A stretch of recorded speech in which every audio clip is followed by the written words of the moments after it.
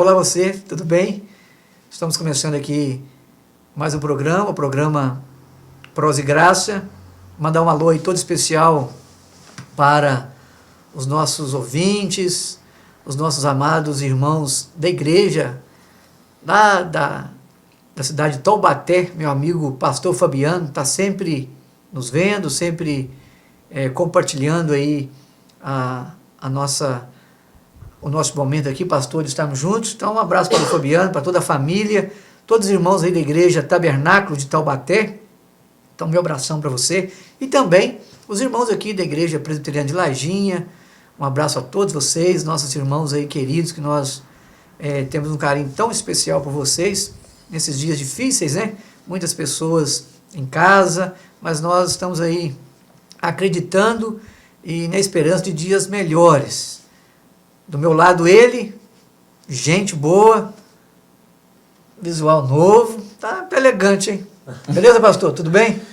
Tudo bem, Luciano. É um prazer estar com você mais uma vez.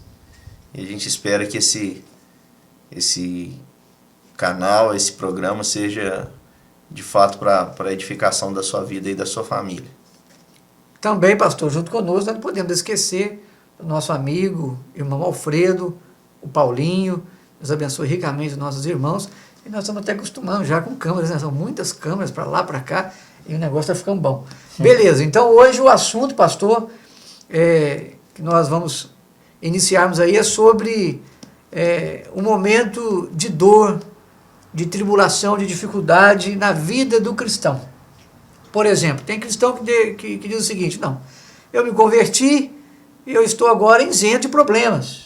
Eu não vou ter mais dor, não vou ter mais sofrimento, porque agora é só vitória. E aí, o que o senhor diria para esse grupo de pessoas, principalmente nos dias atuais aí da mídia? Nós estamos vendo muitos pastores, né? Muitos líderes que têm pregado dessa forma, sobre uma vida de prosperidade financeira, uma vida que você agora vem para cá, que tudo vai se tornar um mar de rosa, e você vai ter muito iate e muitos bens. E a proposta não é ruim não, né? Quando pensa assim, que eu vejo, até eu dou vontade de ir, porque um iatezinho não deve ser ruim não, a gente ter, né, adquirir. Então como é que você me fala isso? E sobre a dor? Não pode ter dor de cabeça, não pode ter problema, não pode ter insônia. Me fala, me explica um pouco mais sobre isso, fazendo um favor, pastor. Então vamos lá, a gente vai falar sobre o sofrimento. O sofrimento para o cristão, primeiro que quem prega essas coisas, né, quem traz esse tipo de mensagem, ele está totalmente em desconexão com o evangelho da graça. Só que, infelizmente, a gente tem que admitir que a religião, a igreja, o cristianismo se tornou um cristianismo contábil. A gente pode dizer que do século III depois de Cristo para cá, a igreja ganhou esses contornos, né, onde ela é medida por aquilo que Jesus disse que não é o importante. Jesus disse que a gente precisa juntar tesouros no céu, né, onde a traça não come, onde o ladrão não rouba. Infelizmente, nós muitas vezes gastamos a nossa vida aí correndo atrás justamente dessas coisas que Jesus disse que não eram essenciais, importantes. Então hoje, Luciano, a gente vive num tempo em que o homem tenta ser o que Jesus disse que ele não é, porque Jesus disse que a vida do homem não consiste na abundância de bens que ele possui. Um homem não é o que ele é. Um homem não é o que ele tem. Você não é. O seu valor, por exemplo, não tem a ver com o valor que você tem na carteira ou numa conta de banco. Eu conheço muita gente que não tem R$1, mas vale mais do que o ouro fino. E enquanto tem gente que tem muitos bens, e desculpa a expressão, não vale nada. Agora, esses falsos profetas, porque quem prega isso é um falso profeta, é um enganador, é um lobo, é o que a palavra de Deus chama lá na Epístola de Judas, de pastores que a si mesmos se apacentam. São pessoas que Malaquias descreve com desprezo o sentimento que Deus tinha por tais sacerdotes que falavam o que o povo queria ouvir. Ali em Malaquias há uma descrição disso, que tropeça o sacerdote e tropeça também o povo, porque esses homens só jogam esse anzol porque tem peixe para comer. Então, tirando essa questão, pode ser até objeto de um prosa e graça no futuro, a gente falar um pouquinho da teologia da prosperidade, tudo, né? Que defende essa tese de que se eu tenho Cristo, eu não posso passar por problemas. Isso é mentira, eu tenho que ser rico, é mentira. Agora vamos falar então, focar no sofrimento. Alguém certa vez me fez uma pergunta, essa pessoa não crê em Deus, e ela perguntou o seguinte: se Deus existe, por que nós sofremos? Já te perguntaram isso? Muito. E aí, pastor, entra muito também até dentro do contexto da igreja. É onde eu levantei essa bola no início dizendo, porque se eu sou um cristão, por que eu estou sofrendo? Mas eu sofri tanto e agora eu me converti, eu continuo sofrendo. Continuo tendo meus problemas, continuo tendo minhas dificuldades. Da onde surgiu o sofrimento? É Deus que permite o sofrimento? É o diabo? Como é que é essas coisas sobre esse sofrimento na vida de cada um de nós? Porque tem pessoas aí que estão dizendo, vem para cá porque senão vai sofrer mais. Quer dizer, faz uma propaganda e o indivíduo acredita. Só disso aí, eu jogo o anzol e o indivíduo abraça e diz, não, eu vou parar que eu não vou sofrer mais. Aí é uma decepção. É uma decepção. E o sofrimento, gente, para nós, ele é uma bênção de Deus. Todo homem, ele precisa de sofrer, porque é o sofrimento que nos faz aprender. O salmista Davi, não vou me recordar aqui, até porque o nosso prosa e graça é muito espontâneo, tá, irmãos? Às vezes vocês pensam assim que é algo planejado, a ideia é que seja espontâneo mesmo. Não vou lembrar a referência, mas o salmista Davi certa vez disse o seguinte: foi-me bom ter passado por aflição, para que eu aprendesse a tua lei. O sofrimento, ele é essencial na vida de todo ser humano, especialmente daqueles que querem crescer em fé, que é o caso dos cristãos. Por quê? O que o sofrimento faz conosco?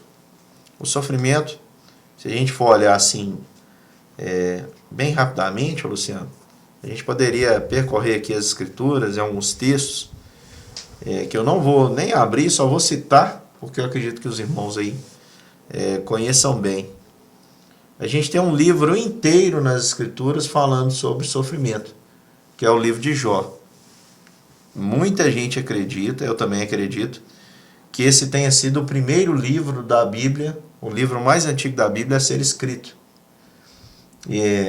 Foi escrito, eu acredito que por Moisés. É uma história, Jó é uma história oral que era passada de geração em geração pelos judeus, contando a história desse homem que era o maioral da sua terra, o maior da sua terra, um homem próspero, um homem íntegro, um homem reto, temente a Deus e que se desviava do mal. Então, olha só, nós temos um livro nas Escrituras provando que essa tese aí que nós mencionamos dos pastores é falsa. Um homem íntegro, reto e que se desviava do mal, de repente, né, ele perde tudo. Ele perde os bens, ele perde os filhos, ele perde a saúde, ele perde o apoio da esposa, que diz para ele, amaldiçoa o seu Deus e morre. Qual era a causa do sofrimento de Jó? Não tinha causa. O sofrimento veio até Jó sem uma causa. Porque a nossa relação com Deus, e eu quero que você pense nisso e fixe isso, possa fixar isso em sua mente. A nossa relação com Deus, ela não obedece uma relação de causa e efeito. Não é um toma lá da cá. Deus, quando nos abençoa, não é porque nós merecemos. E quando Ele também permite que venha o sofrimento, não quer dizer que é uma punição. Pode ser uma correção de Deus, o sofrimento pode ser usado também. Mas nem sempre o sofrimento na vida de uma pessoa significa isso. Agora os cristãos, eles são mestres para fazer o seguinte, Luciano. Eles são mestres para interpretar tudo que acontece. Eu não sei se você já viu. Sim. Por exemplo, alguém bateu o carro aí e fala assim, você sabe por que você bateu o carro, meu irmão? É porque você, aquele dia lá, você xingou o pastor. Ah, meu irmão, você sabe por que você está doente assim? É porque você não perdoa. O cristão tem mania de achar de saber que o porquê de algumas coisas. E nem tudo tem porquê. Por exemplo, um avião cai, eles fazem lá uma reviravolta para saber quem estava no avião, para descobrir o porquê que o avião caiu. Ganha alguns rótulos, né? Alguns títulos que na verdade não existem. Porque o próprio Jesus diz, pastor, que no mundo nós teríamos aflições. O grande problema que eu vejo também é que tem muitos cristãos e parte de liderança que às vezes está anunciando que parece que eu deixei de ser mortal. Eu converti, parece que eu não sou mais mortal, parece que eu não vou ter mais dor, eu não vou ter acidente, sabe? Isso é uma mentira deslavada. Já que você citou Jesus, o próprio Jesus ele fala que, chamando a atenção, né? Ele fala ali sobre a torre de Siloé, caiu sobre alguns homens, né? Aquela torre. E ele diz, olha, vocês acham que vocês são melhores que esses homens? Não tem isso não. O sofrimento ele está aí para todos. E o que eu acho interessante lá no livro de Jó, voltando lá, é que Jó, depois disso tudo, ele raspa a cabeça, adora a Deus, declara que nu ele tinha saído de Deus, nu ele voltaria, fala com a sua esposa que ela estava sendo louca, que ele tinha recebido as bênçãos de Deus, ele não poderia receber também os desafios, né, o mal. E aí o que acontece? Muito cristão fica assim, chocado, né, chocadinho de pensar assim, nossa, mas se Deus é bom, por que é que nós sofremos? Por que é que a gente passa por isso? Eu vou perguntar para você, seu pai e sua mãe são maus? Mas eles te corrigem, não corrigem? É para o seu próprio bem. Uma das coisas mais preciosas que aconteceu comigo no meu desenvolvimento como ser humano foram as costas que a minha mãe me deu. As correadas, né? Bênção de Deus. A mulher tinha uma mira, rapaz, um chinelo. Eu vou te falar. É bênção de Deus a correção dela. Doía, mas ensinava demais. E o que aconteceu com a Jó? Jó, naquele momento ali mais difícil, chega 3 crentes ali. Eu falo que é 3 crentes, porque chegam ali os amigos dele e começam a falar. E a insistir com a Jó. Questionar. Insistir com a Jó que era para ele confessar o que tinha acontecido, porque não era possível ter acontecido tanta desgraça com um homem só, tanto sofrimento com um homem só, enquanto ele aparentemente não devia nada. E Jó ficava, olha, eu não tenho o que dizer. Aí Jó, em um determinado momento, se eu não me engano, no capítulo 26, ele fala assim, eu chamo Deus para ser meu advogado contra o próprio Deus. Que Deus julgue a minha causa, porque eu não sei o que dizer. E eles continuam insistindo.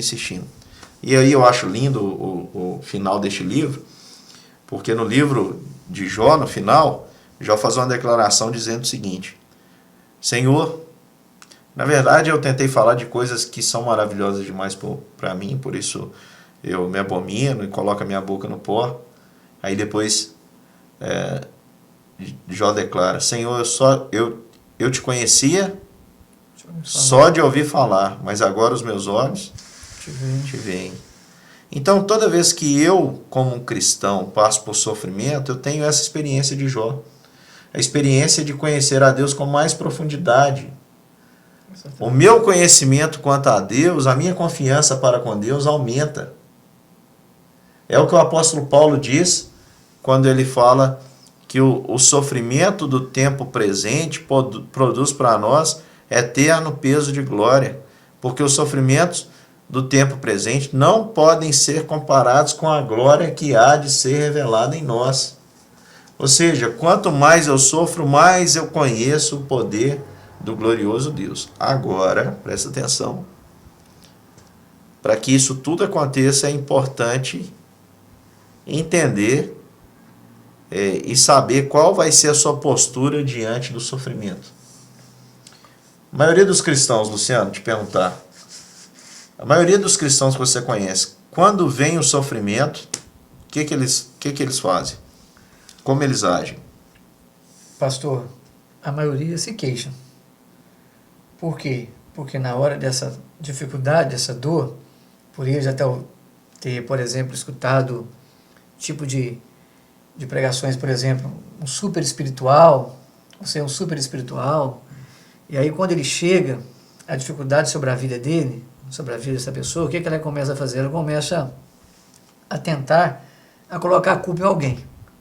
E ela sempre, às vezes, pode colocar e volta para Deus. Mas Deus não está sendo bom comigo, porque eu estou servindo a Ele, eu estou frequentando a igreja, e eu estou passando esse momento difícil, eu estou passando essa dor, essa dificuldade, esse sofrimento.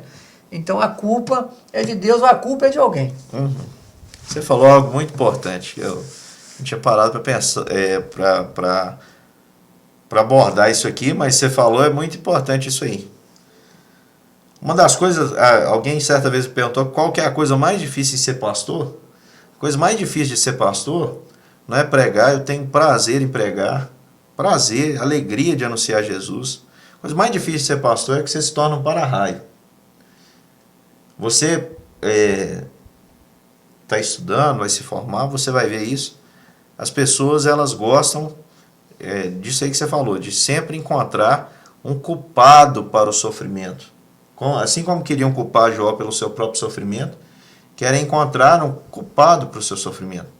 Para vocês terem uma ideia, uma vez uma pessoa chegou para mim e disse: pastor, o meu filho morreu, e o que o senhor fez? E aí? Orei, né? Eu vou fazer o quê? O que eu vou fazer? Eu sou culpado? Eu não sou culpado, mas as pessoas gostam. Por exemplo, determinada feita, por exemplificar isso aí que você falou, uma pessoa passou por uma situação adversa. Foi o seguinte: essa pessoa era frequente à igreja, tinha ali as suas atividades, e de repente ela parou de ir. E aí eu fui como pastor atrás dessa pessoa, não é aqui na cidade, né, em outra cidade que eu trabalhei. Aí fui na outra cidade, aí a pessoa disse: olha, pastor, eu não vou mais à igreja porque eu estou extremamente chateada com Deus. Falei: olha, tá, mas vamos procurar saber o que aconteceu, né? A partir dessa experiência eu tive cheguei a uma conclusão muito importante. Mas a pessoa me contou o porquê, eu queria saber a fundo, e ela me disse: olha, eu estou chateado com Deus porque é o seguinte, o senhor acredita que Deus permitiu que meu irmão fosse preso? E aí eu falei: uai, mas o que aconteceu? Não, isso eu não aceito, por que Deus permitiu? Eu falei: mas o que aconteceu? Aí a pessoa me explicou: olha, ele foi pego roubando um carro. Eu cheguei à conclusão seguinte: Deus não chamou nem eu, nem você para sermos advogados dele. E a gente tem mania de ficar defendendo Deus. Não, esse sofrimento aqui veio por causa disso. Não, tenta entender Deus. Deus mandou isso. Não, eu não entendo. E não é para entender, não. No livro de Jó mostra isso para nós, que há sofrimentos que excedem a nossa compreensão. O livro de Eclesiastes mostra isso para nós também, que coisa ruim acontece com a gente boa, e coisa boa acontece com a gente ruim. A vida, ela não é uma lógica, ela não segue uma lógica. E um dos textos, ô Luciano, mais importantes para a gente entender o sofrimento nas Escrituras está exatamente lá em Tiago, capítulo 1, quando diz assim: tende por motivo de toda alegria o passardes por várias provações, sabendo que a provação da vossa fé produz perseverança. Perseverança tem ação contínua. Quer dizer o seguinte, que quando nós sofremos e aprendemos com o sofrimento, como eu falei, a gente precisa saber lidar. Perguntei para você como os cristãos reagem. A maioria das pessoas, quando vê um sofrimento, elas não tentam encarar o sofrimento com fé. E aí eu fico pensando, para que a fé existe nas Escrituras, se não para os momentos difíceis? Porque se eu acredito, eu tenho fé quando tudo está bem, é muito fácil, né? Mas a fé existe justamente para que você exerça nos momentos complexos, nos momentos de sofrimento. Agora, a maioria dos cristãos não tem fé. E quando vem qualquer sofrimento, não precisa ser uma coisa igual a Jó, não. Pode ser uma coisa pequenininha. Não precisa ser um rebanho inteiro, não. Se queimar a orelha da ovelha, já começam a ter crise de ansiedade, a entrar em desespero, a blasfemar e tudo mais. Agora, quando eu percebo o sofrimento chegando em minha vida e olho para o sofrimento com a perspectiva de que Deus está no controle de todas as coisas, porque a ansiedade é uma confissão de falta de fé. A ansiedade é uma declaração de que eu não confio que Deus está no controle. Então, se eu confio que Deus está no controle, e ainda que aquele problema me incomode, aquele sofrimento me incomode, eu ando assim na perspectiva de que o meu Deus está comigo e me fará sobressair, o que vai acontecer, Luciano? Isso vai gerar em mim perseverança.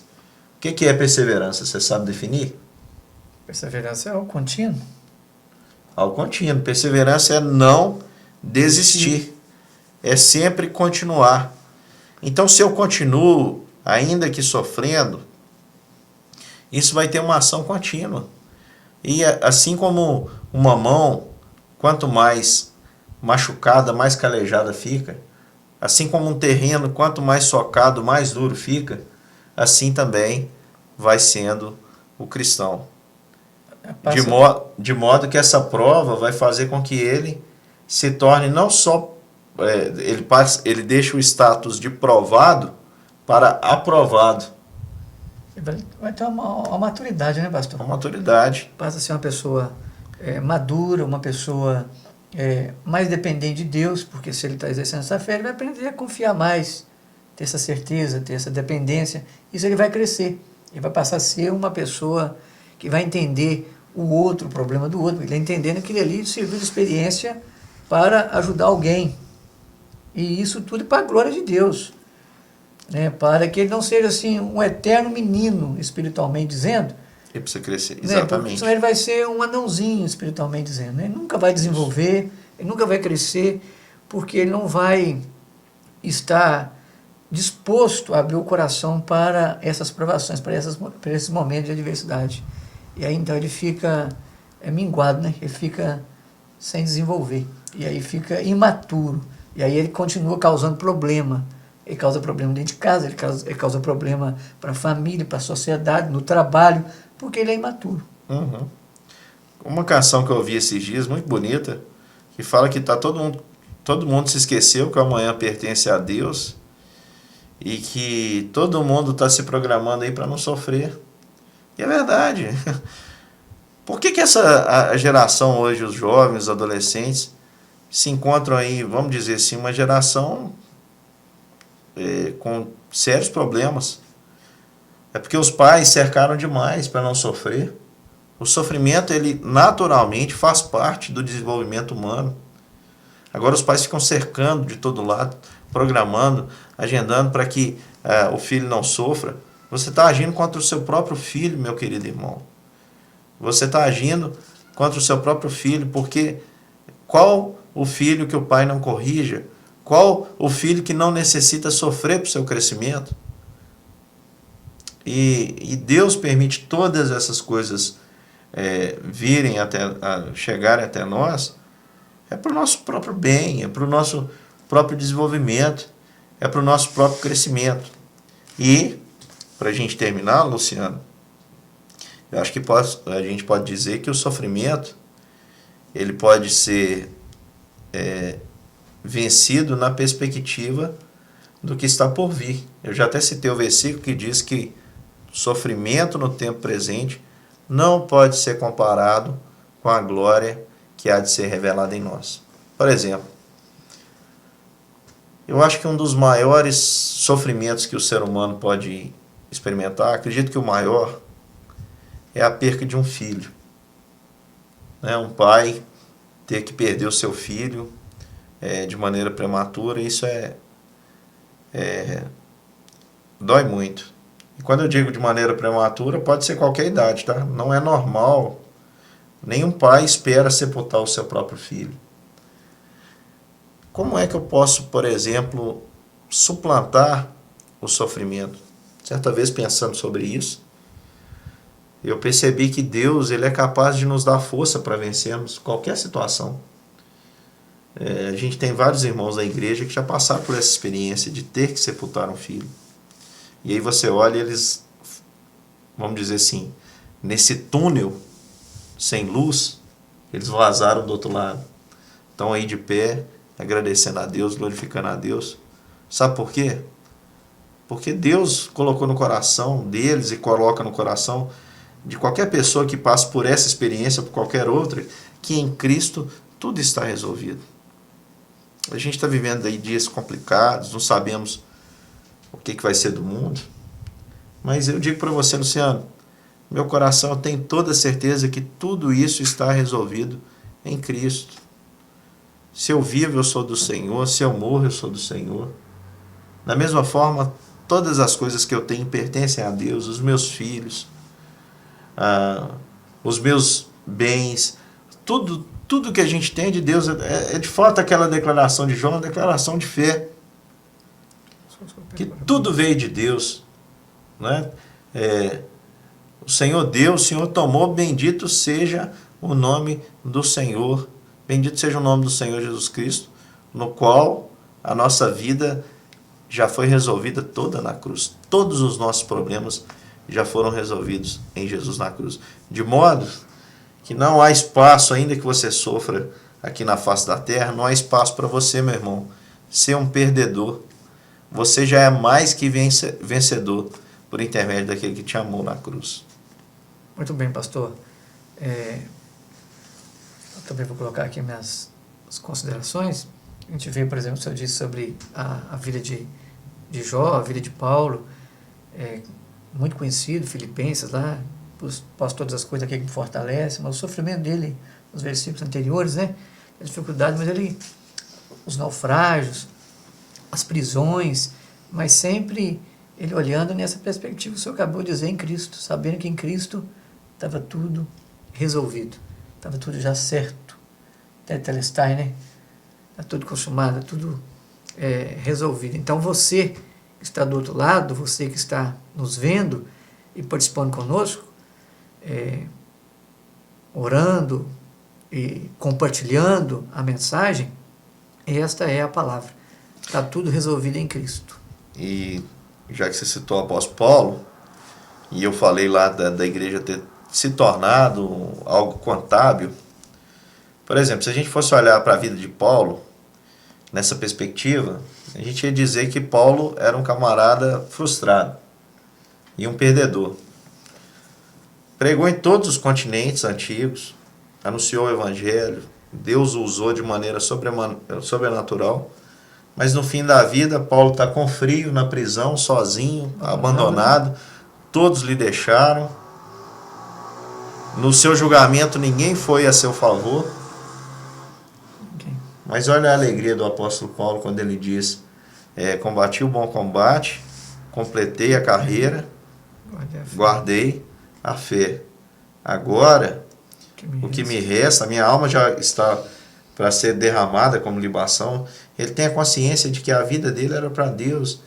Ele iria passar ali pelo processo que a história diz que foi decapitação, teve a cabeça cortada. O senhor, um senhorzinho já, o apóstolo Paulo, teve a cabeça cortada, e a alegria dele era que agora a alma dele seria derramada em oferta ao Senhor.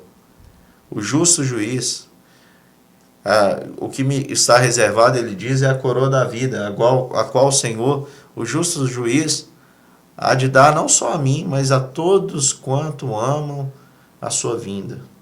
Porque, meu querido irmão, você quer paz no tempo presente, você está iludido. Aqui é tempo de aflição, é tempo de luta, é tempo de plantio. A ceifa, a colheita, o desfrutar de tudo isso vem depois. Num local onde não há sofrimento, não há dor.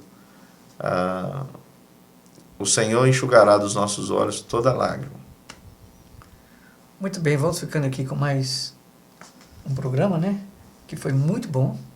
Deus continue abençoando o coração dos irmãos, muito edificante.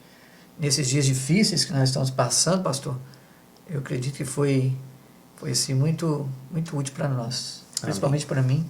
Que Deus abençoe o coração de todos os irmãos. Um abraço a todos aí. Deus abençoe os irmãos e até a próxima. Só no